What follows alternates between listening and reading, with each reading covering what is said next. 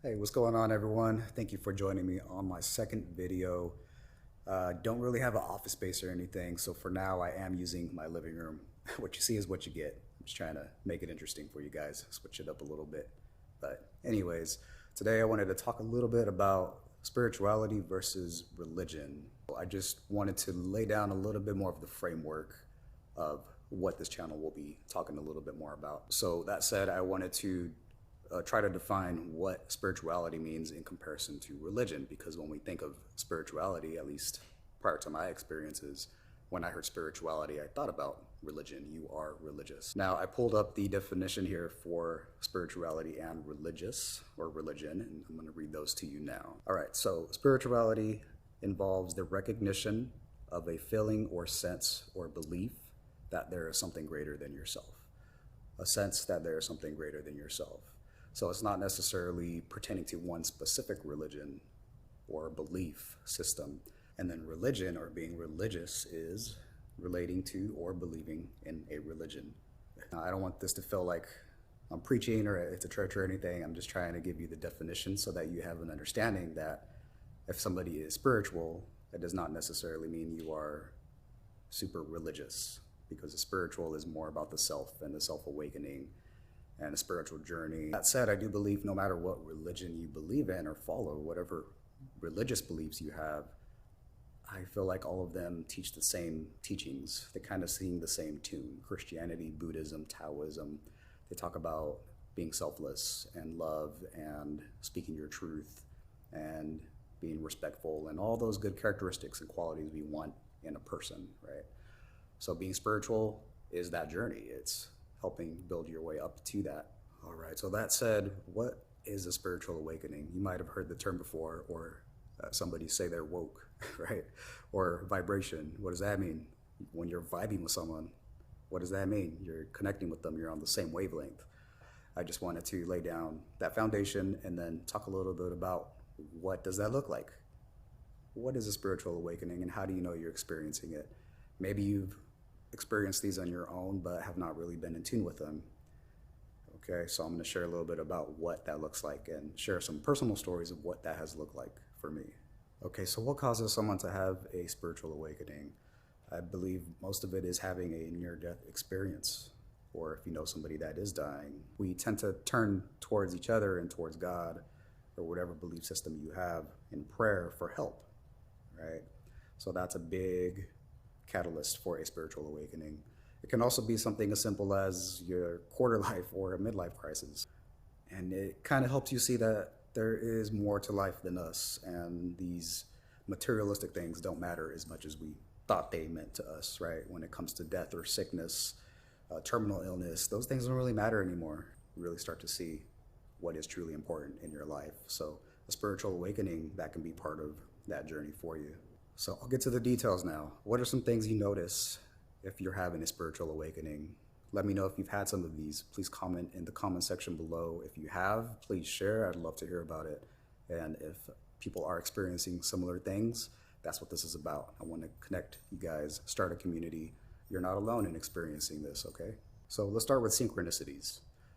Synchronicities are when you start to see the same number, the same colors, the same animal, the same numbers on the clock over and over and over again throughout your day, or your days are spread out. So for example, where this really started with me was I saw the numbers 911, 911 on the clock, all my clocks, twice a day for like a week straight, okay? And it just caught my attention every day, and I was not intentionally looking for the time, but it happened. And so I looked it up and I was thinking, oh no, this is 9/11, not a good thing, right? I thought of September 11, 2001, the day our nation was attacked, and I thought it had a bad connotation to it. But once I looked it up, it actually had a lot of repeating messages of you are about to start a new beginning, you are beginning your spiritual awakening, you are about to begin this journey. Now, what it meant for me was that my spiritual journey was about to begin, and it did. It happened almost immediately. I had always been drawn towards taking a trip to Sedona to have an experience out there, and I had seen a YouTube video of a gentleman by the name of Rahelio, and he is a shaman. He's located out there. He's a local from Sedona, And I got to meet him and interview him and have a healing ceremony with him. And it was such a powerful, hard to put words to until I really was able to experience the energy around that area a little bit more. And I'll post that video. I gotta edit that and piece that together for you guys. And I'm very excited to share that with you. But that was really what sparked this whole journey for me. Another story I can share with you is, if you do know me personally or you have me on any other socials, you know I just picked up my dream car. I picked up the Tesla Model S, the Plaid, that 2-second car. It's a beast. And 2 days, it was 2 days or 1 day before, I had seen a flood of red cars driving on an intersection that I was at. And I had never seen that many red cars pieced together. It was not a car club. They were not specific cars. It was SUVs, trucks, regular cars, all put together. And then the following day or 2 days later, I got the call that my car was ready to pick up, and my car is red. So synchronicities like that, you start to be more in tune to things like that. You notice the world around you a little bit more. So if you start to notice synchronicities, again, colors, numbers, times on the clock, also known as your angel numbers, you can look those up on Google, what they mean to you. But that is another thing I notice too. Every day I see 1010, 1111, 222, 333 is a common one, 555. And I see these multiple times a day, every single day. And it's not intentional, guys. I just happen to see it. And that is also a sign that you are on the right track and you are to continue this spiritual journey. Now, another thing that can happen is you start to become more intuitive. That gut feeling, you walk into a dark alley and you're like, oh no, this doesn't feel right. I need to step out of this situation. I should not get in this car. I should not talk to this person. That's your gut feeling. That's your intuition.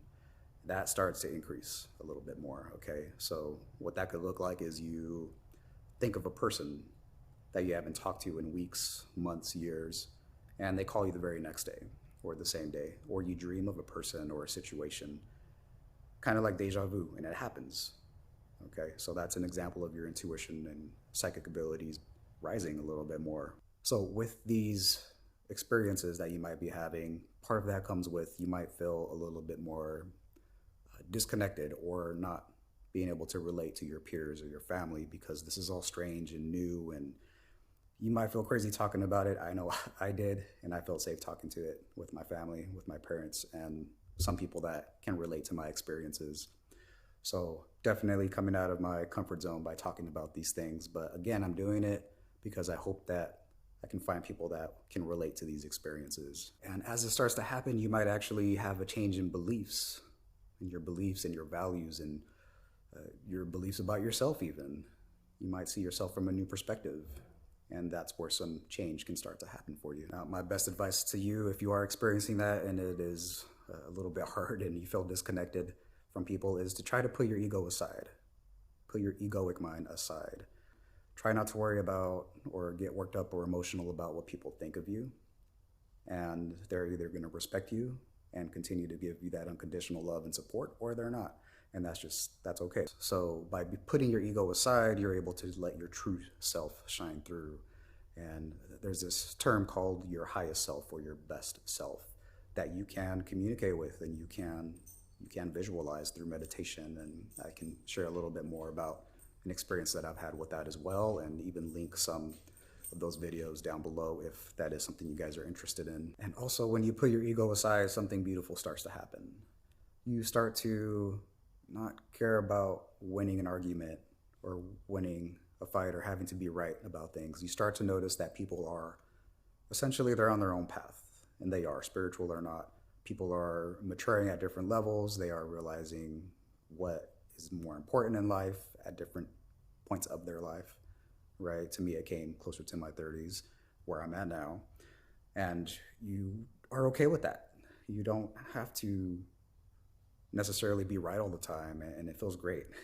And people that are negative, that's okay, leave them be. Just don't let that affect you and your energy, okay? And that's another thing that I realize is you're gonna become more protective of your own energy. You're gonna want to feel this positivity and this love and just all those good feelings that we want all the time. And people will drain that out of you, and that's the difficult part of it too. So you start to realize and want to surround yourself around like-minded individuals, people that are positive and uplifting and inspirational. And that's all good stuff. That's what we want. Okay, so now to the fun stuff. This is some, not to say that the synchronicities and the angel numbers and that is not fun, but you will be, at least in my experience, you will be more prone to energy and feeling people's energy, whether it be physically, emotionally, or just feeling energy overall. You'll feel more connected to the air you breathe, to the plants, to the people around you, to the stars, the sky. I mean, everything around you, you feel connected and you feel just bliss. It's pure bliss, and you feel God's love, and it pours into you, and it's an amazing feeling. Now, it can be a little bit too much sometimes. Now, for example, when I went to Sedona, I had my first encounter with energy and what it felt like, and I'll go more into detail with that as I put that video out. But to put it simply, it feels like a tingly energy, like electricity or a voltage running through your body. Or particularly for me, it's through my hands and my feet, because I guess energy has to escape somewhere from your body. If you were to get electrocuted, that energy has to escape out of your body, right? So I think that's a common physical thing that you might start to experience. So another story that I can share with you guys is every year, it's just a tradition that we do. We go to my grandfather's gravesite for Dia de los Muertos, and we pray by his gravesite and just be present with him and with family. And I have never felt drained physically. Like that electric feeling I was talking about, I could feel a lot of that, and like as if my energy was being drained of me, as if the spirits around me at that gravesite were trying to pull energy to be present with their loved ones. Now, I wasn't able to tap into or see or feel one energy per se, one spirit walking around, but I could definitely feel it. And I felt lightheaded, and I had to sit down. More specifically for me, it's when it's a very intense energy. So if somebody's feeling very emotional, or there's a lot of tenseness in the environment around me, I can feel it all throughout my legs, like from my knees down and all through my arms. And I start to feel really warm and tingly. So I can sense when negative energy is around me, especially when it's very strong. Now, speaking of energy, I just realized as I'm nearing the end of this video, I never talked about what energy was. I've been saying a lot of it in this video. So energy on a microscopic level is all things that move, all things that vibrate. You cannot create new energy, therefore energy just is, okay? Everything that exists, the cells in the walls, these walls behind me, those letters behind me, shout out, Gamma, Zeta, Alpha, go Gammas. Sidetrack, saw a squirrel there in my screen as I'm looking at myself here. Everything that is moves, everything vibrates. That's what we're talking about when we say vibration, or when you vibe with someone. It means you're on that same frequency. And the way it's set up is the higher your vibration, the better, the more positive, and the love and bliss and all those good things that you're feeling. But as you get lower, you get more to a neutral ground. And as you get even lower, that's more of the negative feelings, okay? That's your shame, your guilt, your sadness, your fear, all the things that we don't want to feel. So tell me if this has ever happened to you. Maybe you've walked into a room and everybody's just upbeat and happy and they want to be around this person. If this person has a lot of charisma, you're drawn to them, right? We are drawn to positive energy. Now, on the other side of that is negative energy. Maybe sometime you have walked into a room and you just know like it's really tense and people aren't talking and you're like, uh-oh, like that intuition kicks in, right? This is not a good place to be. Things are not going very well here. Maybe I should step out of this room, right? That very uncomfortable feeling, that's feeling negative energy. And so in order to feel that more positive energy, to be at a higher vibration, there are many things you can do to do that, starting with your morning routine and things you surround yourself with, the people you surround yourself with, the music you listen to. I mean, I can go on and on. There are lots of ways to essentially do some self-care and get yourself to that really high vibration, to get yourself to a really good feeling good and ready to take on the day. So I think I might do a video on that as well, give a little more detail and description on what that looks like so you guys can also raise your vibration. All right, so that said, you might be saying to yourself, if you have experienced some of these things, Marcos, what do I do with this information? What do I do now? Like, follow, subscribe? That's the answer. Leave a comment if you have below. I know it's scary to put your stuff out there. I know it is for me to talk about these kinds of things, but it's okay. We don't have to be afraid or hide in the closet, the spiritual closet, so to speak. It's okay to talk about those things, and I'm here to listen. And in another future video, I do want to gather some of you that have had these experiences already, and I have a few friends already that are experiencing what I am or are well above my journey, and a couple of experts in this type of thing that I will be interviewing in the future. So stay tuned for that. Please subscribe. I do strongly recommend look out for or look into certain podcasts or books that talk about spirituality and spiritual awakening. One podcast that I highly recommend is Angels and Awakening by Julie Jancis. You can find it on any podcast platform. And she talks about these angel numbers and experiences with speaking to angels and the different types of angels that we have. And these are our guardian angels, and it has a religious feel to it, but there's a little bit more speaking to the spirituality and spiritual awakening side of things that you might be experiencing. Now, full disclaimer, I am not sponsored by Miss Julie Jancis, but if you're listening, Julie, please reach out to me if this comes across your attention. I would love to do an interview with you and maybe be a part of your podcast. Let's work together. But that said, if you have any questions, any comments, please put them down below. If I don't have the answers to them, I will definitely find the answers for you. Okay, like I said, I want to interview a couple of experts in this field that have experienced this and have gone way above where I am at. I feel like I'm just beginning, and it's very exciting and new to me. And if it is for you too, please connect with me, reach out to me. I'll put my socials down in the description below. All right, thank you guys for listening. I'll see you in the next one.